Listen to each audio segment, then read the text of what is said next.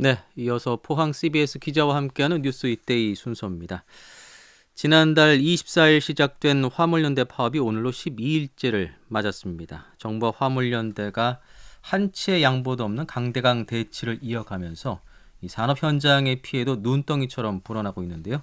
관련 소식 문석준 기자와 함께 알아보겠습니다. 문 기자. 네, 화물연대 파업이 12일째 이어지고 있는데요. 포항 지역 본부 파업도 계속되고 있죠. 그렇습니다. 화물연대는 안전운임제 확대 적용 등을 주장하며 농성을 이어가고 있습니다. 화물연대 포항지역본부도 포항철강산단 도로 과장자리 곳곳에 천막을 설치하고 밤낮 없는 농성을 지속하고 있는데요. 이 철강산단 주변 도로는 파업 이전만 해도 제품을 실어나르는 차량들로 북적했지만 이제는 운행하는 대형 트레일러를 찾아보기 힘들 정도로 파업의 여파가 지속되고 있습니다. 예, 결국 물류 운송의 차질을 빚으면서 이 철강업계의 피해도 계속 커지고 있는 모습이에요. 그렇습니다. 정부는 지난 1일 기준으로 철강업계 출하 차질 규모는 1조 1천억 원에 달하는 것으로 파악했습니다. 예, 이는 지난달 30일 하루 전이죠. 7,313억 원에서 하루 사이에 무려 1,400억 원가량 늘어난 금액인데요.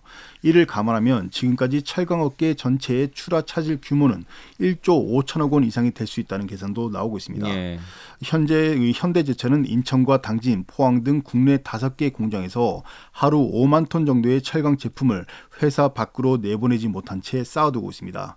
또 포스코의 경우 포항제철소가 태풍 피해를 입어 제품 생산에 차질을 빚고 있는 상태에서 상대적으로는 피해가 덜한 편인데요. 하지만 광양제철소는 제품 출하에 차질을 빚으면서 야적장 등 이 생산한 제품으로 계속 쌓여가고 있는 겁니다. 네. 게다가 포항제철소의 경우 태풍 피해 복구를 위한 일부 장비 등이 제때 들어오지 못하는 등 복구에 어려움도 겪고 있습니다. 지금 포항 지역의 피해 금액 규모가 이미 뭐 1,700억 정도를 넘겼다는 그런 얘기가 나오고 있어요. 그렇습니다. 앞서 말씀드린 건 철강업계 전체였고 이번에는 포항 지역 전체 피해액인데요. 포항시는 지난 4일 기준으로 누적 피해액은 1,700억 원을 넘어선 것으로 집계했습니다.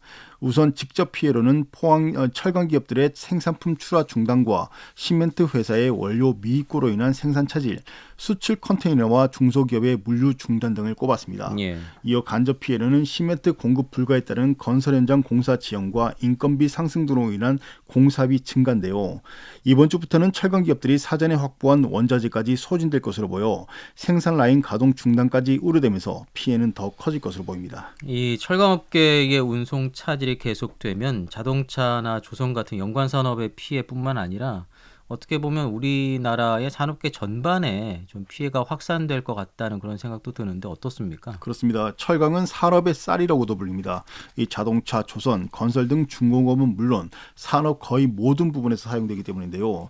이 만약 철강 제품 출하가 지연되다 생산 라인을 멈추게 되면 여파는 거의 모든 전후방 사업에 미칠 것으로 전망됩니다. 예.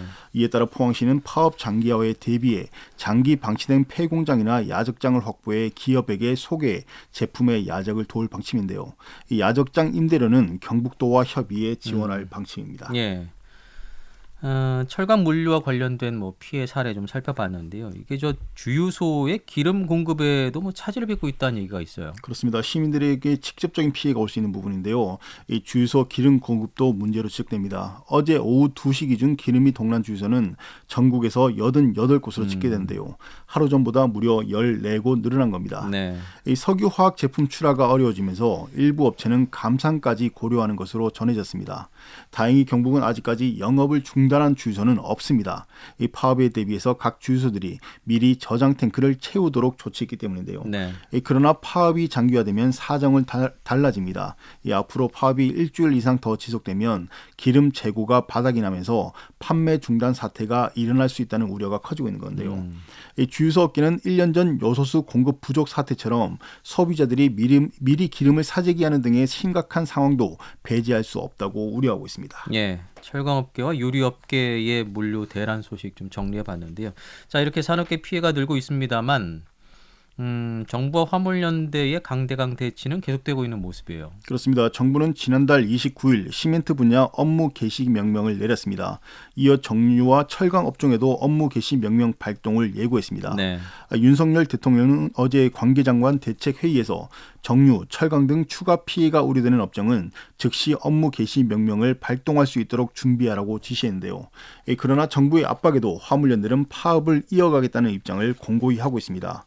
화물연대는 성명서를 통해 사태가 이렇게까지 진행된 책임은 화물연대의 6월 파업 이후 지난 5개월간 아무것도 하지 않은 정부와 여당에 있다고 비판했는데요. 이어 산업 생태계와 국민의 안전을 지키기 위해 끝까지 싸우겠다고 강조했습니다. 예. 말씀하신 것처럼 정부가 업무 개시 명령이라고 하는 이 사상 초유의 카드까지 꺼내 들면서 뭐 일부에서는 뭐 성과가 나오고 있다 이런 분석도 있는 것 같아요. 그렇습니다. 정부는 지난달 29일 시멘트 분야 업무 개시 명령을 내렸는데요. 이후 일부 화물연대 소속 차주들이 운송을 재개하는 등 일부 이탈이 일어났습니다. 네. 시멘트의 경우 파업 이전과 비교해 80% 수준까지 물동력을 회복했다는 분석도 나오는 등 파업이 일부 균열 조짐을 보이고 있는 건데요. 네. 이에 민주노총 건설노조는 정부를 압박하기 위해 타설 작업 중지를 조업원들에게 공지했습니다. 이 업무 개시 명령으로 건설 현장의 공사가 재개되자 다시 멈추기 위해 레미콘 타설을 막는 방식을 택한 것으로 분석됩니다. 네. 파업이 장기화되면서 전국의 컨테이너 물동량도 뭐 다시 늘고 있는 것으로 나타났다고 하는데 상황이 어떻습니까? 정부가 매일 발표하는 전국 12개 항만의 컨테이너 반출입량에도 변화가 생기고 있습니다. 네. 컨테이너 개수가 파업을 시작한 이후 뚝 떨어졌다가 시멘트 업계 업무 개시 명령이 떨어진 이후에는 회복되고 있다는 게 설명인데요. 네. 특히 밤 시간대에 증가하는 추이가 두드러지고 있습니다. 지난 3일 밤부터 4일 새벽까지 밤 출입된 컨테이너가 12,000개로 일주일 만에 2배 가까이 늘어난 겁니다. 이에 정부는 낮에는 화물연대 지도부 눈치를 보며 파업에 동참했다가 밤이 되면 운송을 하는 움직임이 확산되고 있다 이렇게 분석하고 있습니다. 예. 자, 뭐 하지만 일부에서는 이제 정부가 이 화물 노동자들을 마치 그 귀족 노조인 것처럼 호도를 하면서 뭐 이를 좀 압박하고 있다는 비판도 좀 나오고 있는 것 같아요. 그렇습니다. 일부 언론에서는 화물 노동자가 한 달에 1,400만 원 넘게 벌어간다고 소개하고 있습니다. 이를 바탕으로 정부는 일부 귀족 노조가 정치 파업을 하고 있다 이렇게 비판했는데요. 네. 이 화물연대도 화물 노동자의 전체 매출이 많게는 1,500만 원, 또 1,000만 원 이상이 나오는 경우가 많다고 인정합니다. 하지만 실상을 제대로 살펴보면 이야기가 달라진다고 지적하는데요. 이 매출액 중 상당수가 원가 비용으로 지출된다는 겁니다. 현행법상 화물 노동자들은 특수고용 노동자입니다. 결국 자동차 할부금과 유류비, 각종 정비 비용, 보험료 같은 것들을 모두 개인이 지출해야 하는 겁니다. 차량을 구입할 때 드는 구입비나 뭐 기름값, 세금 이런 것들을 모두 화물 노동자가 개인이 부담한다 이런 얘기군요. 그렇습니다. 현재 화물 노동자는 기업의 소속이 아니라 개인 사업자이기 때문인데요. 네. 이 가장 많은 부분을 차지하는 것은 자동차 할부금입니다. 화물차의 경우 차량 비용이 2억 원 안팎을 오갑니다. 특히 일부 외국 차량은 2억 원대 후반까지 하는데요. 이 차량을 할부로 구매해 보신 분들은 알겠지만 이 수천만 원의 차량도 할부금을 내면 살림살이가 팍팍해지는데 2억 원에 달하는 차량 비용을 할부로 내면 그 부담은 우리가 생각하는 것 이상입니다. 예. 게다가 고유가로 인한 유가 부담, 승용차와는 비교할 수 없는 정비 비용 등을 모두 화물차 기사들이 부담으로 직접 부담해야 합니다.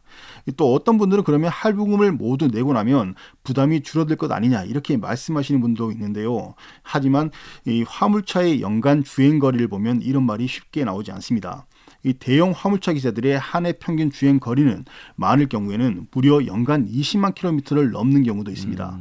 쉽게 말해 몇 해만 일해도 차량 수명이 다한다 이런 건 계산이 나오는데요. 네. 결국 눈덩이처럼 불어나는 정비 비용을 고려해서 울며 겨자 먹기로 다시 신차를 구매하는 패턴이 이어지고 있는 겁니다. 예. 결국에 화물 노동자들의 순수 수입이 뭐 많아도 600만 원, 700만 원 선이고 네네. 일부는 뭐 최저 시급에 불과하다 이런 얘기도 나오고 있어요. 그렇습니다. 이 같은 열악한 상황으로 인해 일부 화물 노동자의 순소득은 200~300만 원 정도에 불과하다고 화물연대는 주장합니다. 네. 게다가 이들은 개인 사업자에서 주 52시간 근무 등은 사실상 지키기 힘든데요. 결국 일부 화물 노동자들은 일한 시간 등을 합산하면 사실상 최저 시급 수준의 돈만 벌고 있다고 노조는 주장하고 있습니다.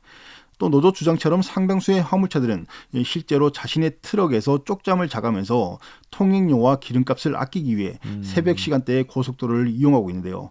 이 정부가 이들의 열악한 노동 환경을 알고 있으면서 마치 귀족 노조처럼 이야기하는 것은 매우 잘못된 일이라는 비판이 나오고 있는 이유입니다. 네. 게다가 전체 화물 노동자 중에서 안전운임제의 적용을 받는 화물 노동자는 단 6.2%에 불과한 것이 현실이어서 이 정부의 대책 마련도 요구되고 있습니다. 예. 자, 화물연대 파업 앞으로 어떻게 진행이 될까요? 네, 현재 상황에서 우위를 점하고 있는 건 정부입니다. 정부는 화물연대 파업 초기부터 강대간 대치를 이어가면서 원칙 대응 기조를 지속하고 있는데요. 이로 인해 화물연대의 운신의 폭이 상당히 줄어든 것은 사실입니다. 게다가 파업에 강경 대응하면서 정부의 지지율도 상승세를 타고 있는데요. 이런 상황에서 정부가 화물연대에 협상의 손길을 내밀 가능성은 사실상 없어 보입니다. 이 화물연대에 대한 고립 정책이 가속화될 수 있다는 지적이 나오고 있는 건데요. 네. 하지만 화물연대 파업이 장기화되면서 국민들이 직접적인 피해를 입게 된다면 상황이 달라질 수도 있습니다. 이 러시아 우크라이나 전쟁에서 초기에는 러시아 국민들이 전쟁을 지지했지만 징집령이 떨어지는 등 막상 자신들에게 피해가 다가오자 이제는 전쟁을 반대하는 여론이 더 높아진 것과 비슷한 이치라고 할 수 있는데요. 네. 이 부디 정부와 화물연대가 자신만의 입장이 아니라 국민과 국가 경제를 위해 서로 대승적 판단을 내렸으면 좋겠습니다. 예. 뭐 새 정부의 대화 의지 또 협상력을 좀 가늠할 수 있는 상황이니만큼 좀 긍정적인 결과를 기대해 보겠습니다. 자, 뉴스 이데이 오늘은 12일째를 맡고 있는 화물연대 파업 소식 정리해 봤습니다. 문석준 기자였습니다. 고맙습니다. 네.